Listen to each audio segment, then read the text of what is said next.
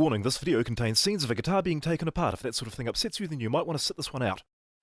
Hello everyone and welcome back to Fanblade. Today, it's the Halloween special. It's a headless guitar. We're going to take a look at why this failed. There's a clue right there.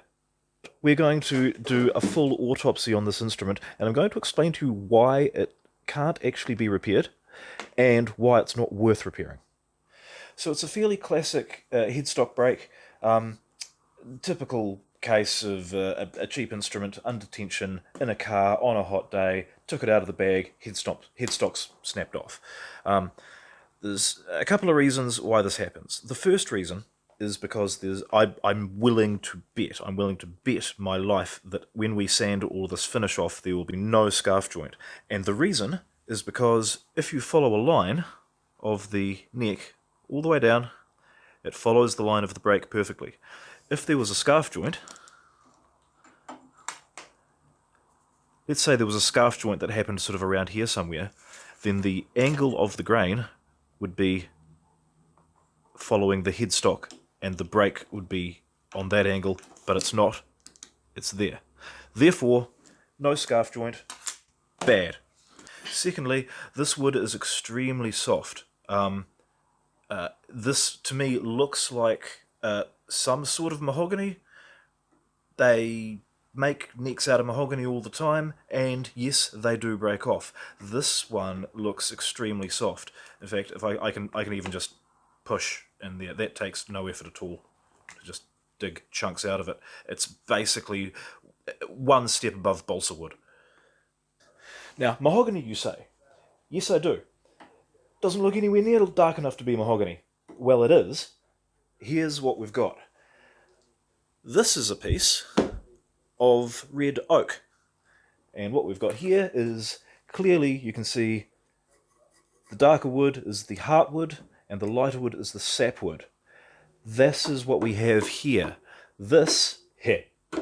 That is the sapwood of mahogany tree. And it's just not strong enough. Like even on a mahogany neck that is made of the right stuff, they still break, so I don't know what they were doing thinking that this was going to last. Now, this has actually been repaired before.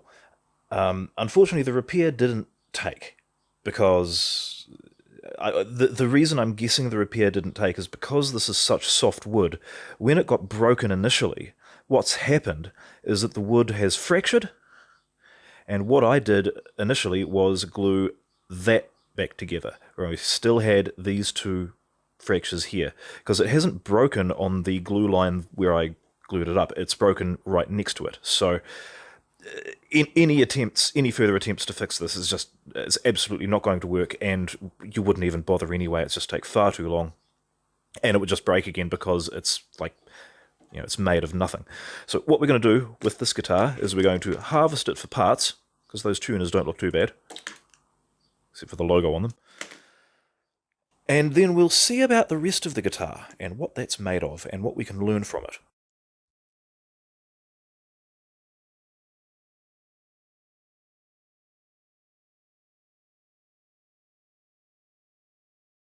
Yep, and there is no visible scarf joint anywhere in that area. So there you have a recipe for a broken guitar. Alright, so the camera died just as I was rasping that off. That's a little unfortunate, because I would have loved to have shown you just how easy that was. It just took that away like butter, straight down to the truss rod. I don't know what more I can tell you. It's just made of rubbish. I was planning on trying to do an actual neck removal. I'm not going to do that because this neck is just going to break. I'm not even sure what the fingerboard's made of. It kind of feels like it's made of something cheap. It doesn't feel like rosewood to me. Let's take the nut off, actually. Let's just whack that off and have a look at the end.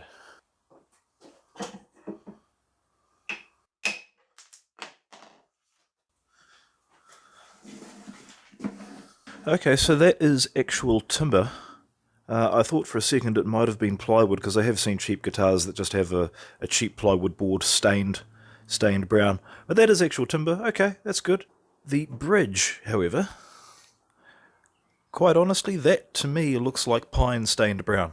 That's probably what the fingerboard is, but they've stained the end of it as well. The truss rod's entry point is down there, so thankfully I've exposed the other end. We should be able to tap that out fairly easily. Sometimes it's fun to break the rules, so that's why I'm using a metalworking vise on a piece of very soft wood, and I'm going to tighten that down nice and hard. Let's really... Alright, this will be fun. I need to saw the top off there, and then I'll come in with a hammer and a piece of brass rod to punch the truss rod out.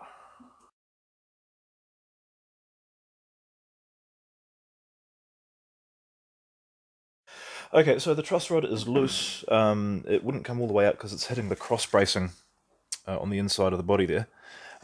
So I'm going to have to try other means to get it out. I mean, basically, we're going to destroy this guitar anyway. It did cross my mind to try and put a new neck on it and try and save it, but then I reminded myself that I don't actually want to do that. So I'm just simply going to grab a chisel and hack the top off. Yeah. It's the Halloween episode.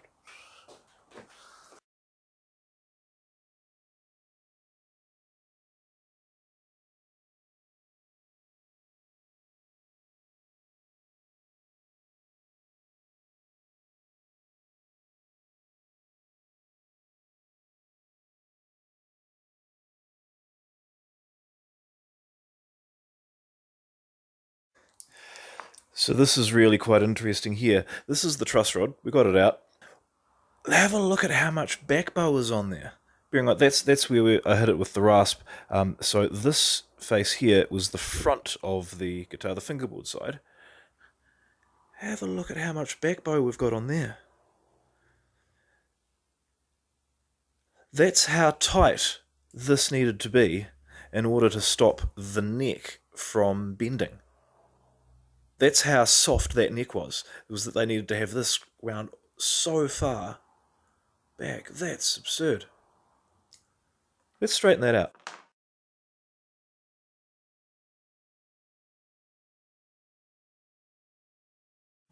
Yeah, that's good and straight. So that's a good truss rod. That truss rod's had to do quite a lot of work. It's done it well. I'll reuse that for something. Quick look at the top here.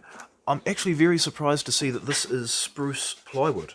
I figured it was probably plywood, but they have actually used spruce as the substrate. It's got, all the the issues that come along with plywood, but they've actually made the top out of something similar to the right stuff. The bracing's pretty average. There's a thing there. I don't know. There's so much that goes into bracing the top of an acoustic guitar that I don't really understand. So I'm going to set this aside and see what I can learn about this, and I'll let you know if I find anything interesting.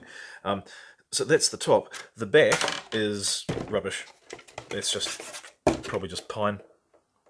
And remember everything I was saying about sapwood earlier. We've got some actual sap, some actual resin that I can scrape out of that. It's really not good. It's really not good. So, I wonder what the sides are made of. Probably some very thin plywood, I would say. Let's cut a piece out and find out.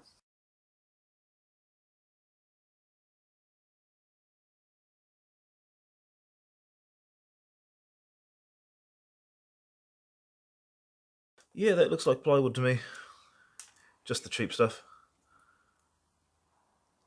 It's got a really, really thick pine centre, and then who knows what's, probably beech or something on top, and then black on the outside, so you never know. Here's a basic tip. If you're going to buy a cheap guitar, don't buy a black one. Don't buy one that's painted a solid colour. Don't buy any instrument that's painted a solid colour, because those are the ones where they use the shitty wood. It's a fact. Anytime you see a guitar painted black, it's just going to be the worst wood ever. And you can see that on here, it's just terrible. I'm sorry you missed out on seeing me carve that out, but here's a push pin.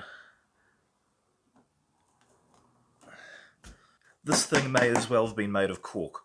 You can't do that with a maple neck.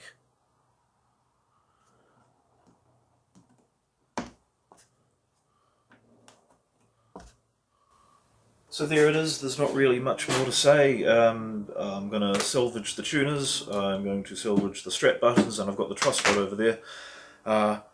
The only real question is, what am I going to do with the rest of it?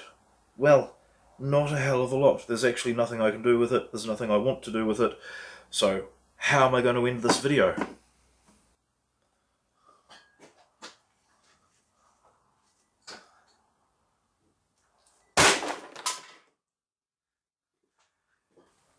Thanks for watching. See you next week.